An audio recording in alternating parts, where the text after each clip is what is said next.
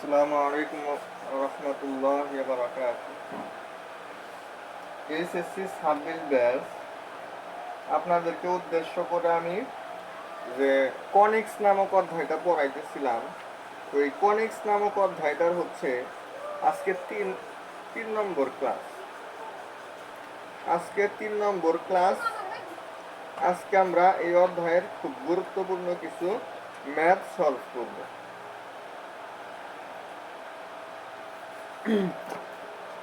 তো দেখি যে দেওয়া আছে, আমাদের একটা সমীকরণ দেওয়া আছে, 5x²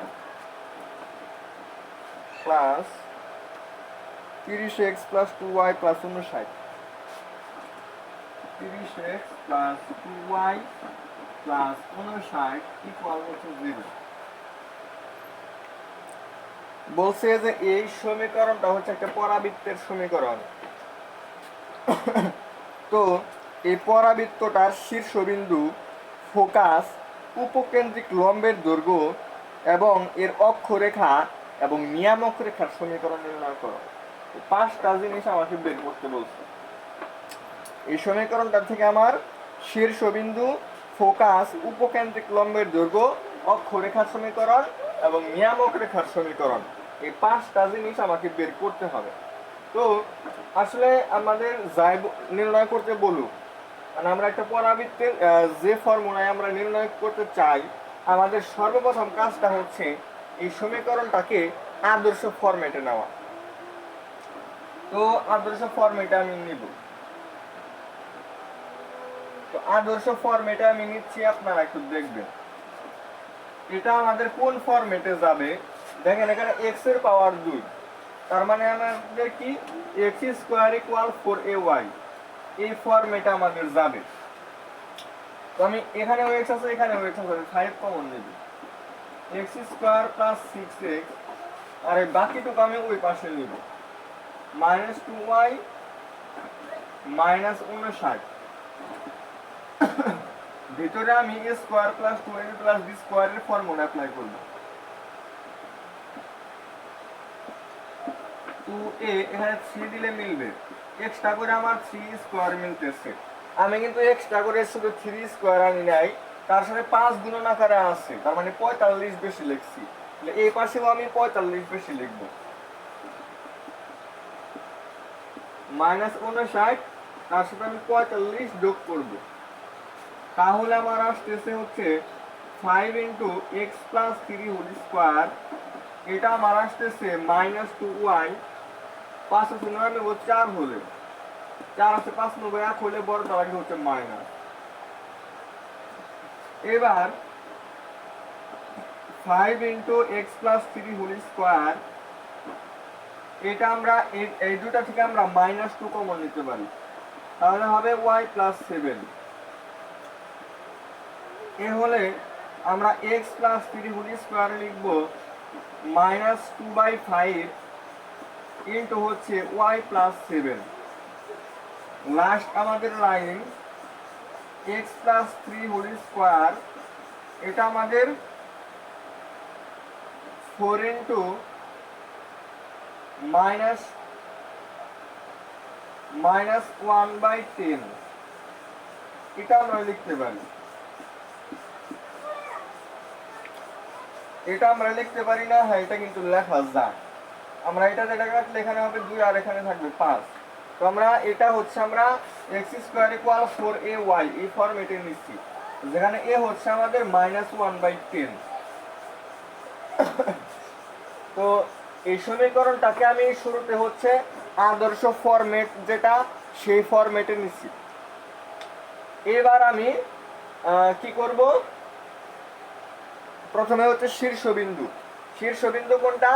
শীর্ষবিন্দু হচ্ছে 0,0, 0 মানে যেটা, এটাও 0 এটাও 0, তার মানে আমার x এর মান আসবে -3 -7। এটা হচ্ছে আমাদের শীর্ষবিন্দু অর্থাৎ a, এটা আমাদের হচ্ছে a। এরপরে হচ্ছে আমাদের ফোকাস। ফোকাস মানে হচ্ছে উপকেন্দ্র। তো এটা y এর পাওয়ার 1, মানে y অক্ষ। y অক্ষের উপর অবস্থিত হলে ভুজ 0 হয়। ভুজ 0 0 কমা a 0 বলতে x মাইনাস এটা হবে -3 আর এই y প্লাস 7 হচ্ছে -1/10 এর সমান। এই যে y এর জায়গায় আমাদের a, তাহলে y প্লাস 7 হচ্ছে আমাদের -1/10 এর সমান।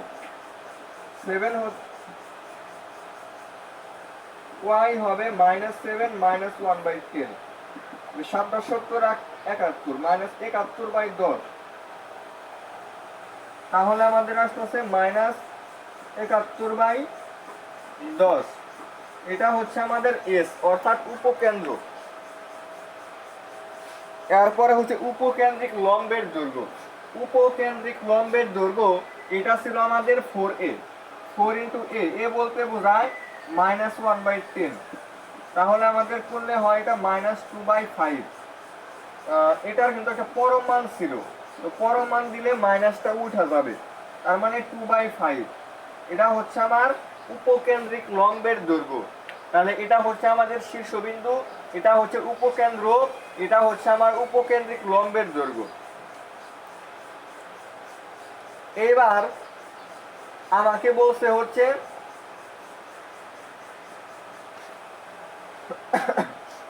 অক্ষরেখার সমীকরণ। এটা কোন অক্ষ? y এর পাওয়ার 1, y অক্ষ। y অক্ষ মানে ভুজ 0, ভুজ কত? x প্লাস 3, তো x প্লাস 3 হচ্ছে 0। এটা হচ্ছে আমার অক্ষরেখার সমীকরণ। এটা আমার কি? অক্ষরেখার সমীকরণ। এরপর হচ্ছে আমাদের নিয়ামক রেখার সমীকরণ। নিয়ামক রেখার সমীকরণ যার পাওয়ার 1 ওইটা প্লাস হচ্ছে a, তাহলে y প্লাস 7 -1/10 এটা হচ্ছে 0।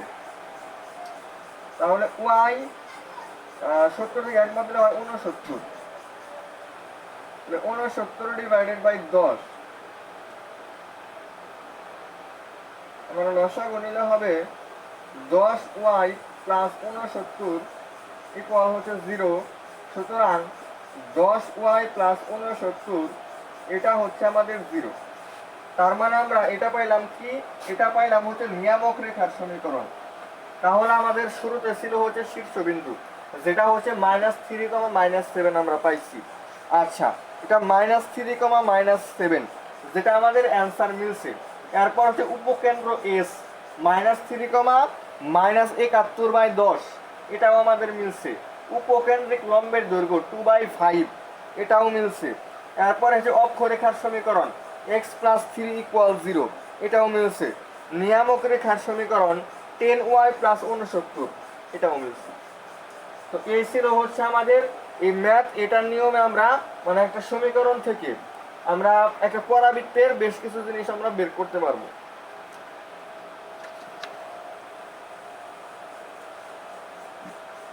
আচ্ছা,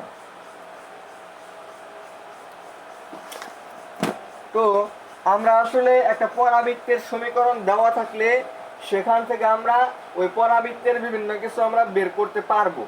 এরপর হচ্ছে ওই পরাবৃত্তের বিভিন্ন জিনিস দেওয়া থাকবে, যেমন হচ্ছে আপনার উপকেন্দ্র দেওয়া থাকবে, নিয়ামক রেখার সমীকরণ দেওয়া থাকবে, দিয়ে বলবে যে পরাবৃত্তের সমীকরণটা নির্ণয় করো।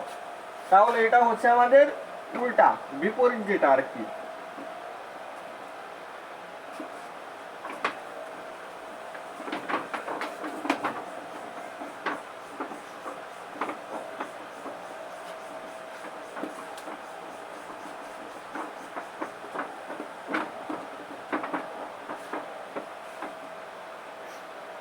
তাহলে আমাদের উপকেন্দ্র দেওয়া আছে -8 -2, -8 -2, এবং নিয়ামক রেখার সমীকরণ হচ্ছে 2x - y = 9, 2x - y = হচ্ছে 9। এটা দেওয়া আছে হচ্ছে আমার নিয়ামক রেখার সমীকরণ, এবং এটা হচ্ছে আমার উপকেন্দ্র।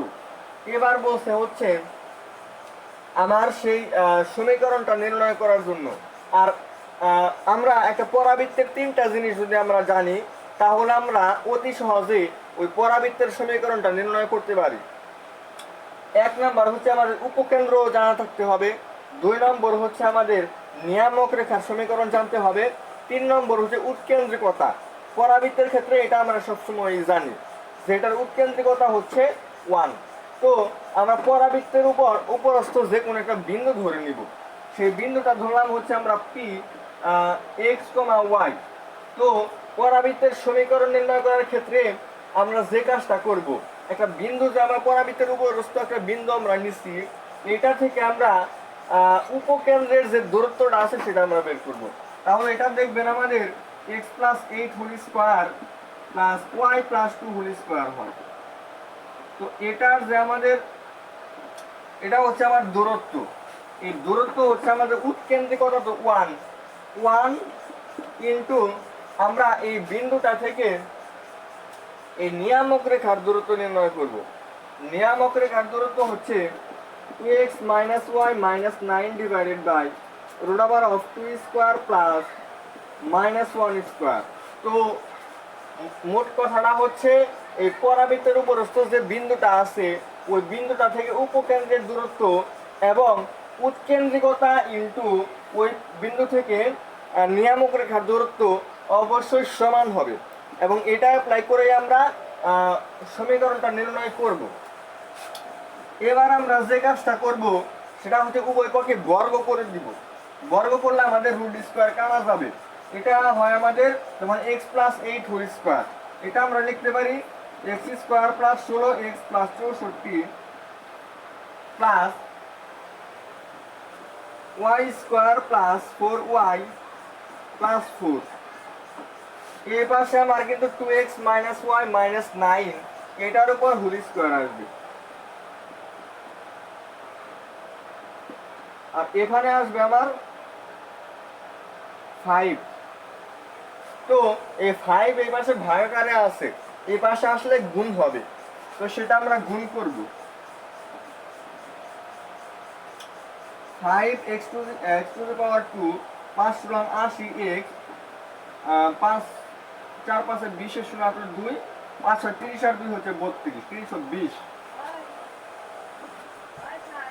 5y square plus 20y plus 20 এটা হচ্ছে আমাদের এটার আমরা বর্গ কিন্তু আমরা নির্ণয় করতে পারি। এটা আমরা কিভাবে করব, a plus b plus c whole স্কয়ারের ফর্মুলা অ্যাপ্লাই করব, যেটা হচ্ছে আমাদের a square plus b square plus c square plus 2a b plus 2b c plus মার্গার দেখি এটা 2ca এরকম আমরা লিখব। তো একটু এইদিকে আসি, তাহলে 5x square plus 80x plus 320 plus 5y square plus 20y plus 20, আর এই পাশের গুলো আমরা এই পাশে আনবো সব। তো এই পাশে হয় 4x স্কয়ার, এই পাশে আসলে হবে মাইনাস 4x স্কয়ার, এই পাশে মাইনাস y স্কয়ার মাইনাস 81, এখানে হয় মাইনাস 4xy, এই পাশে আসলে হবে প্লাস 4xy, এখানে হয় আমাদের 18y, এই পাশে আসলে হবে মাইনাস 18y, এখানে মাইনাস 4 4 9 36 মাইনাস 36x, এই পাশে আসলে হবে প্লাস 36x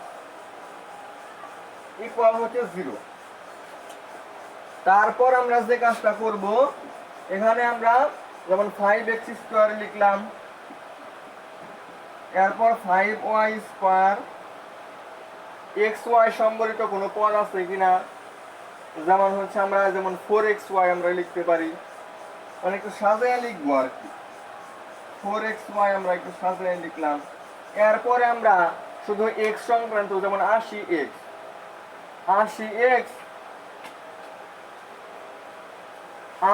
এবং হচ্ছে আমাদের আরে না একটু ভুল হয়েছে, এটা শুধু আমাদের এক্স স্কোয়ার হবে, কারণ এখানে 5টা এক্স স্কোয়ার থেকে আমাদের হচ্ছে 4টা এক্স স্কোয়ার বাদ যাবে, তার মানে একটা এক্স স্কোয়ার, আর হচ্ছে 5টা ওয়াই স্কোয়ার, সাথে হচ্ছে 4xy এরপর হচ্ছে আমাদের 80টা এক্স সাথে হচ্ছে আমাদের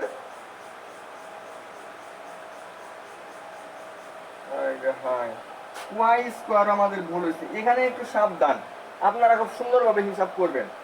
5টা থেকে একটা বাদ যাবে, মানে 4টা ওয়াই স্কোয়ার, 4টা এক্স ওয়াই এবার হয়েছে। আর 6 11 116 এক্স, 116 এক্স। এরপর 20টা থেকে 18টা বাদ যাবে, মানে 2টা ওয়াই। আর 320 আর 20 যোগ করলে হয় 340। 340 থেকে আবার 81 বাদ, 340 থেকে 81 বাদ দিলে হয় আমাদের 269, না 259। তো এটা হচ্ছে আমাদের সেই কাঙ্ক্ষিত পরাবৃত্তের সমীকরণ, যে পরাবৃত্তের উপকেন্দ্র হচ্ছে 8, -8, নিয়ামকের সমীকরণ 2x - y। সেই পরাবৃত্তের সমীকরণই হচ্ছে আমাদের এইটা। তো আমাদের আসলে এই ম্যাথটা খুবই খুবই ইম্পর্টেন্ট, যে উপকেন্দ্র এবং নিয়ামক রেখার সমীকরণ দেওয়া থাকলে যেভাবে আমরা ওই পরাবৃত্তের সমীকরণটা নির্ণয় করতে পারি। তো এই ছিল হচ্ছে আমাদের সেই পরাবৃত্তের সমীকরণ।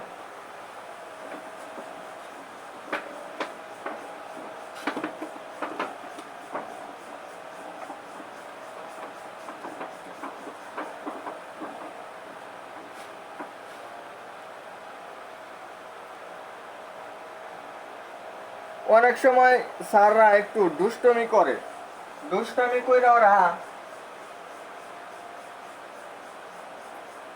কি দেয়, ওরা বলছে এটা কি,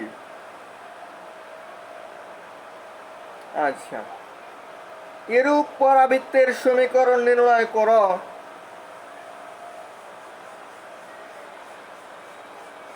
যার শীর্ষবিন্দু দেওয়া আছে 2,3, শীর্ষবিন্দু দেওয়া আছে এবং নিয়ামক রেখা দেওয়া আছে,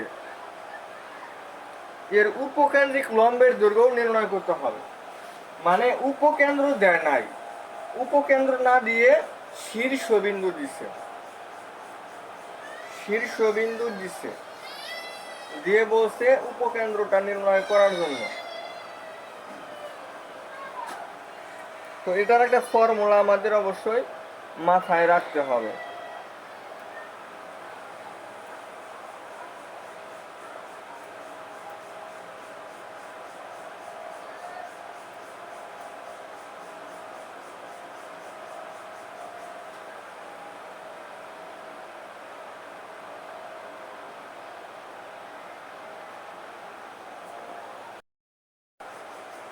তো সেইটা যদি আমাকে দিয়ে দেয়, শীর্ষবিন্দু দিয়ে দিছে, উপকেন্দ্র তো দেয় নাই, উপকেন্দ্র না দেওয়া থাকলে আমরা ওই সূত্র যেটা আপনাদেরকে দেখাইলাম, যে পরাবৃত্তের উপরস্থ একটা বিন্দু নিয়ে সেটা থেকে উপকেন্দ্রের দূরত্ব এবং নিয়ামক রেখার দূরত্বের সাথে মানে দুটা সমান হয়, সেখান থেকে আমরা সমীকরণটা নির্ণয় করতে পারতাম। কিন্তু আপনাকে শীর্ষবিন্দু দিছে, তো শীর্ষবিন্দু দিয়ে কেউ অতিক্রম করে, অক্ষরেখা অতিক্রম করে না। বুঝলেন কিন্তু কথাটা? আপনাদেরকে আমি যে চিত্রটা বুঝাইছি, বেসিক বুঝাইছি, দেখেন অক্ষরেখা, অক্ষরেখা দিয়ে কিন্তু ওই শীর্ষ মানে শীর্ষ অক্ষরেখাটা হচ্ছে শীর্ষবিন্দু দিয়ে যায়, এটা আপনারা মনে রাখবেন। মানে আমাদের টার্গেট হচ্ছে উপকেন্দ্র নির্ণয় করা, উপকেন্দ্র নির্ণয় করা। যদিও আপনাকে শীর্ষবিন্দু দিয়ে দিছে, অবশ্যই অবশ্যই কিন্তু নিয়ামক রেখার সমীকরণটা দিয়ে দিবে। তো আপনাকে সেই নিয়ামক রেখার সমীকরণ দিছে হচ্ছে y - 6,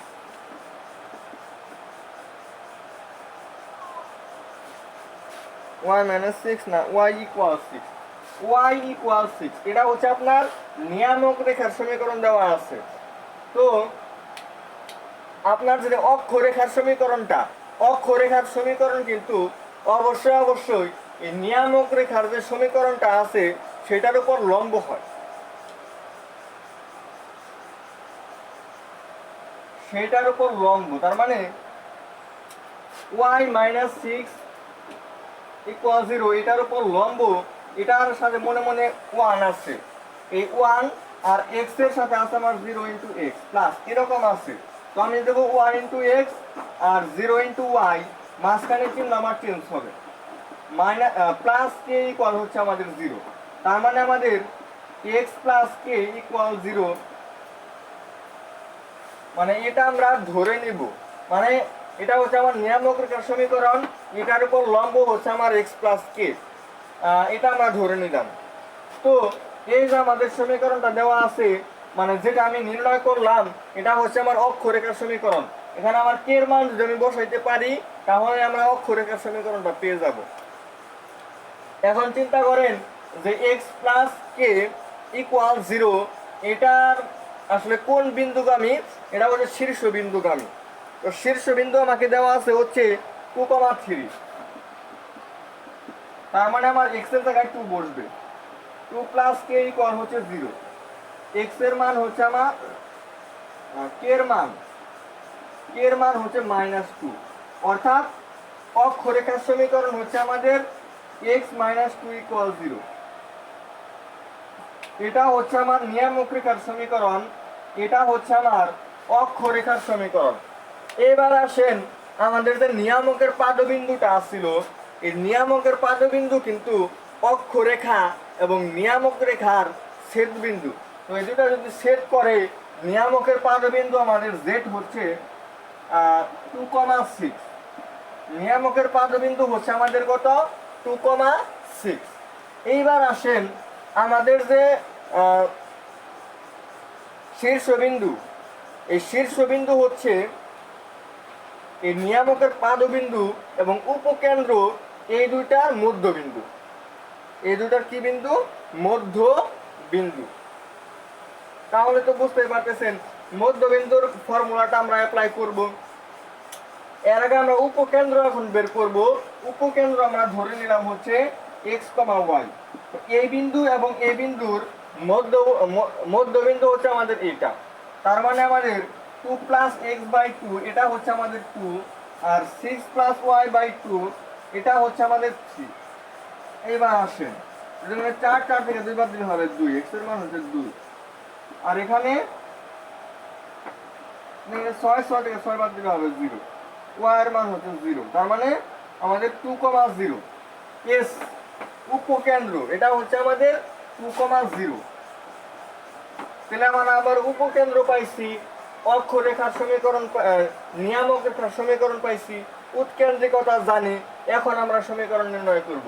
তো পরাবৃত্তের উপরস্থ একটা বিন্দু আমরা ধরে নিচ্ছি হচ্ছে এক্স কমা ওয়াই, এই বিন্দুটা আমরা ধরে নিচ্ছি, এটা পরাবৃত্তের উপরস্থ একটা বিন্দু। তো আমরা ফর্মুলা অ্যাপ্লাই করব, x minus 2 whole square plus y minus 0 whole square, এবং এই বিন্দু থেকে হচ্ছে নিয়ামকের এটা y minus 6 divided by 1 square, এটা রুট।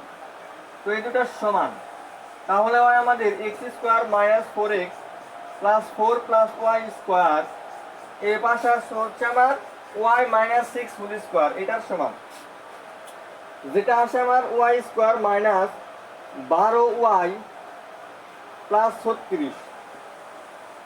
তাহলে আমার দুই পাশ থেকে ওয়াই স্কয়ার কাটা যাবে, প্লাস 4 কাটা গেলে প্লাস 32 থাকবে।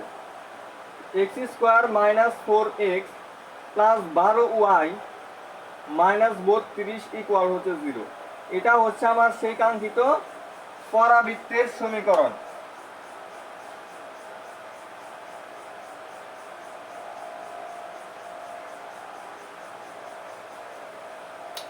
এই পরাবৃত্তের সমীকরণকে আমরা আবার আদর্শ ফরম্যাটে নিব, কারণ আমাদের কিন্তু আরো একটা জিনিস চাইছে, উপকেন্দ্রিক লম্বের দৈর্ঘ্য।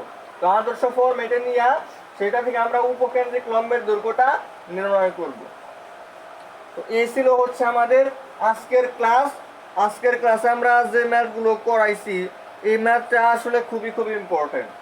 তো আমরা আগামী ক্লাসে হচ্ছে পরাবৃত্ত শেষ করার চেষ্টা করব। আগামী 4 নম্বর ক্লাসে আমরা পরাবৃত্ত শেষ করার চেষ্টা করব। সে পর্যন্ত সবাই ভালো থাকবেন, সুস্থ থাকবেন।